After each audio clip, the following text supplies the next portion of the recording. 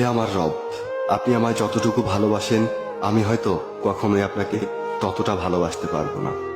তবে যতটুকু ভালোবাসি ততটুকুর বিনিময় না হয় আপনি আমাকে ক্ষমা করে দিন।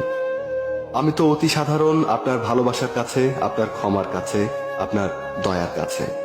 আমাকে একটু দয়া করুন। আমি জান্নাত চাই না, আমি আপনার নৈকট্য চাই, আমি আপনাকে চাই। আমি আপনাকে এমনভাবে ভালোবাসতে চাই যেভাবে ভালোবাসলে আপনি আমার উপর সন্তুষ্ট হয়ে যাবেন। আমি জানি আপনার রহমত ব্যতীত আপনাকে পরিপূর্ণ ভালোবাসা সম্ভব নয়।